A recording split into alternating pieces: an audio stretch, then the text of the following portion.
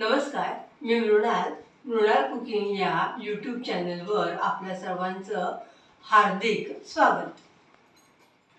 मंडळी, न आवडणाऱ्या भाज्या ह्या जर वेगवेगळ्या स्वरूपात किंवा वेगवेगळे पदार्थ करून खाल्ले तर त्या आपल्याला आवडायला लागतात.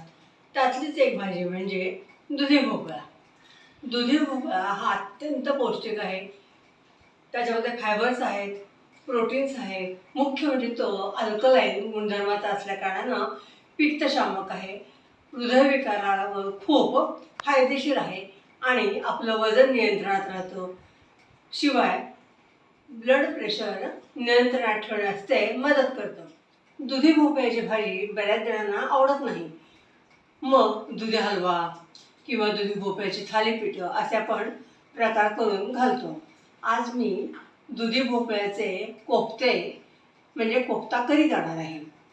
थोडासा वेगळा प्रकार. चला बघूया का. हे कोफ्ते मी 2 स्टेपमध्ये करणार आहे. पहिला भाग म्हणजे आपल्याला दुधी भोपळा किसून त्याचे कोफ्ते बनवायचे आणि ते तळून घ्यायचे.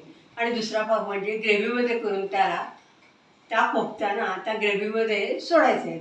आपण आता पहिला भाग बघूया. चला.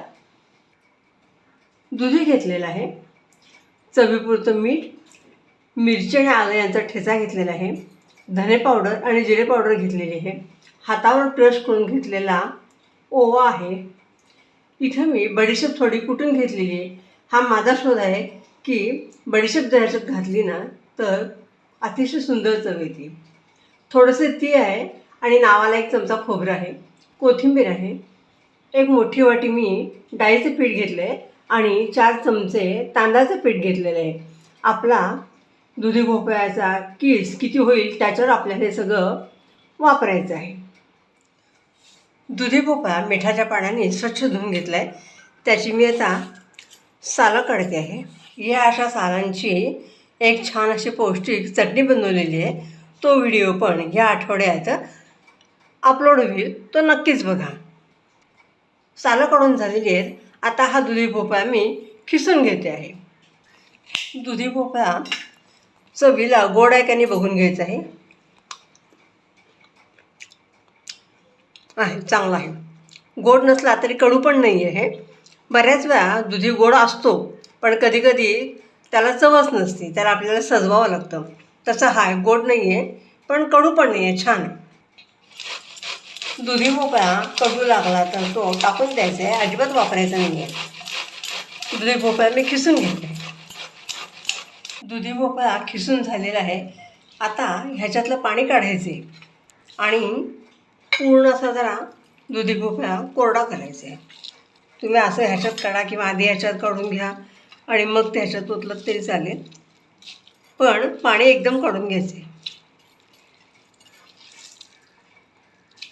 पिळून घ्यायचा आहे असा.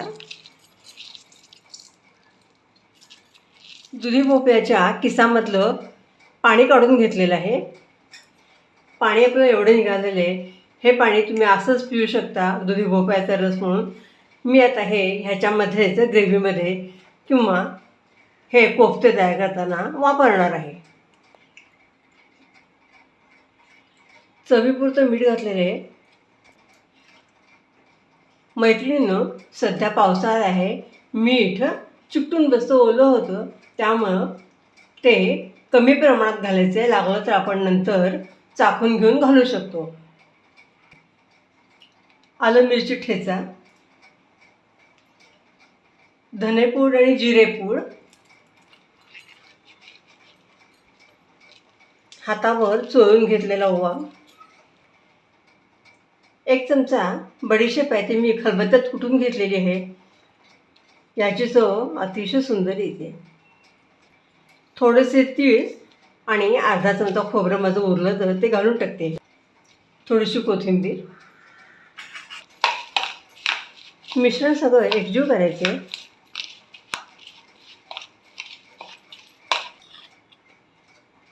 इथं मी 3 मोठे चमचे तांदळाची पिठी घालते. तांदळाच्या पिठीमुळे आपले कोफ्ते अतिशय कुरकुरीत होतात. आता ह्यातलं निम्मं डाळीचं पीठ मी घालून घेते आहे. पीठ एकत्र करून घेते आहे, एकजीव करून घेते आहे. पीठ आपल्याला एकदम घट्ट करायचं नाही आहे. एकदम घट्ट केलं तर कोफ्ते आपल्या आतून शिजणार नाही. आपलं कोफ्त्याचं पीठ तयार आहे. आता छोटे छोटे ह्याचे गोळे करून घ्यायचे आहेत. गोळे मी ह्याच्यापेक्षाही आकाराने लहान करणार आहे, कारण ते नंतर शिजले ना की फुगतात. तुम्हाला मोठे करायचे असेल तर तुम्ही मोठे करू शकता. हे बघा, मला तेलाचा हात पण लावावा लागला नाही, एवढं पीठ छान मळून झालेलं आहे.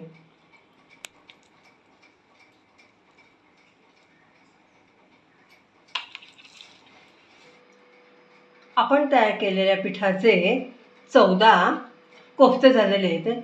मी कोफ्ते आकाराने मुद्दामच लहान केलेत, कारण ते एकतर शिजल्यावर फुगतात.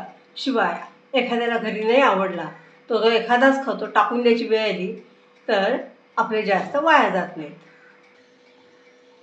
आपलं तेल तापलेलं आहे. एक एक कोफ्ता मी हळूच सोडते आहे. तुम्ही गोळे न करता चमच्याच्या साहाय्याने जरी पिठातून गोळा उचलला आणि भजीसारखं टाकलं तरी पण चालण्यासारखं आहे. कढई अशी जरा बेतानं हलवून घ्यायची, म्हणजे आपले कोफ्ते सगळीकडनं सारखे तळले जातात.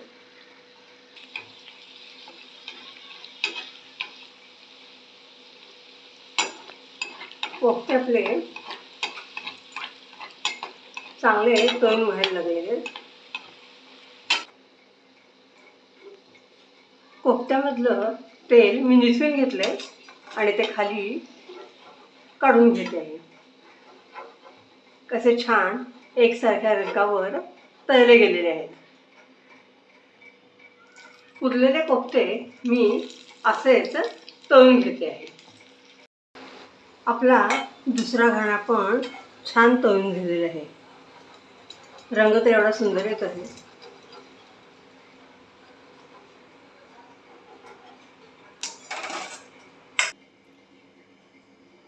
आपले कोफ्ते तळून झालेले आहेत. एक कोफ्ता मी तुम्हाला फोडून दाखवते. हे बघा किती सुंदर झालं आहे. तुम्ही हे नुसतेच खाल्लेत तरी पण चालतात. एखाद्या पार्टीमध्ये हे दुधी भोपळ्याचे कोफ्ते तुम्ही स्टार्टर म्हणून पण देऊ शकता. खूप छान लागते. आपले कोफ्ते तळून झालेले आहेत. आता कढीचे साहित्य बघूया. कोथिंबीर, एक मोठा बारीक चिरून घेतलेला कांदा, 2 मोठे टोमॅटो चिरून घेतलेले आहेत, एक बटाटा आहे, मीठ आहे, कसुरी मेथी आहे, गरम मसाला आहे आणि एक काश्मीरी लाल तिखट आहे. पहिल्यांदा मी टोमॅटोची प्युरी करून घेणार आहे. टोमॅटो मी मिक्सरमध्ये घालून घेतलेले आहेत, त्याची मी प्युरी करून घेते. टोमॅटोची प्युरी तयार झालेली आहे. गॅस चालू केलेला आहे. त्याच्यावर आपण तीच कढई वापरलेली आहे, फक्त तेल मात्र बाजूला काढून घेतलेले आणि फोडणीपुरतं तेल घेतलेलं आहे. जिरं घातले. जिरं छान फुललेलं आहे. आता मी ह्याच्यात कांदा घालून घेते आहे.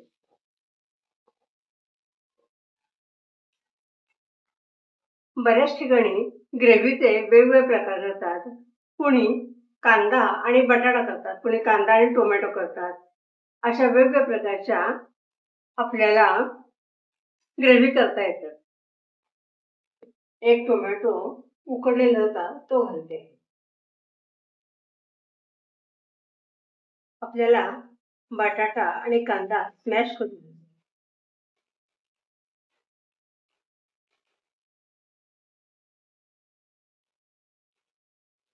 कांदा आणखीन बटाटा आपलं स्मॅश झालेलं आहे. आपला कांदा छान शिजला आहे. त्याच्यामध्ये आता टोमॅटोची ग्रेव्ही करून घेऊ. आपण दुधी भोपळा त्याचा किस पिळून घेतला ना, ते पण आपण आता ह्या ग्रेव्हीमध्ये वापरणार आहोत. त्यामुळं त्याचे सगळे गुणधर्म आपल्याला मिळणार आहेत.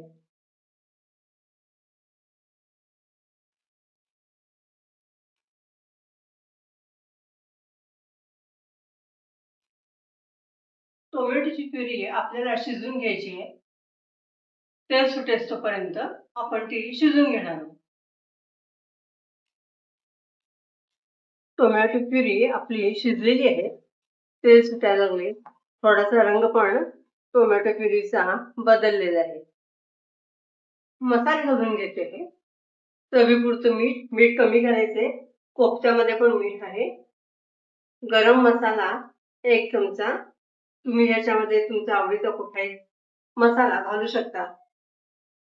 इथे मी काश्मीरी लाल तिखट घातले रंगासाठी.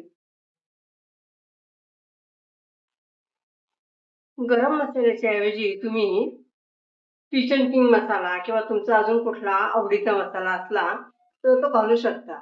इथं टोमॅटोची प्युरी करताना मी काजू घालायची विसरले. काजूमुळं आपली ग्रेव्ही एकदम शाही होती. ग्रेव्हीमध्ये मी गरम पाणी घालून घेते. थोडी कोथिंबीर,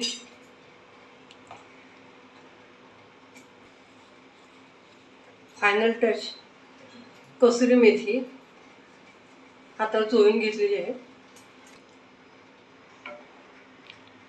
मस्त झाली ग्रेव्ही. रंग तर फारच सुरेख आलेला आहे. ही ग्रेव्ही अशी पातळ असताना आणि उकळत असताना ह्याच्यामध्ये आपल्याला कोफ्ते सोडायचे.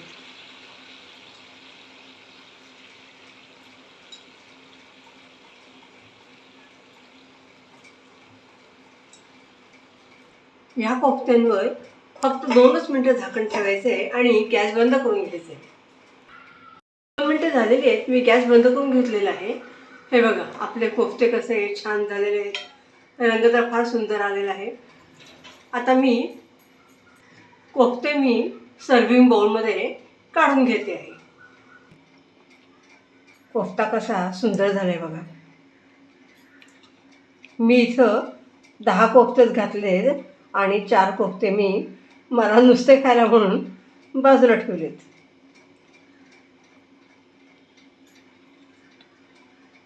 कलर बघूनच खावंसं वाटते. खूप सुंदर मस्त. आता दुधी भोपळ्याचे कोफ्ते खाण्यासाठी हॉटेलमध्ये जायची गरज नाही.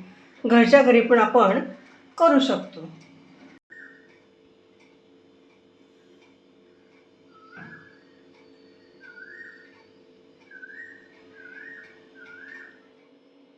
अशा रीतीने आपले दुधी भोपळ्याचे कोफ्ते तयार झालेले आहेत.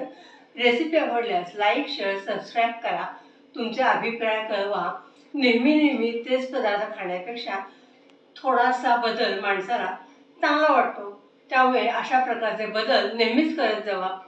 परत अशाच रेसिपी घेऊन मी येणार आहे. तोपर्यंत स्वस्थ राहा, आनंदी राहा. नवीन पदार्थांची चव, स्वाद घेत राहा. धन्यवाद.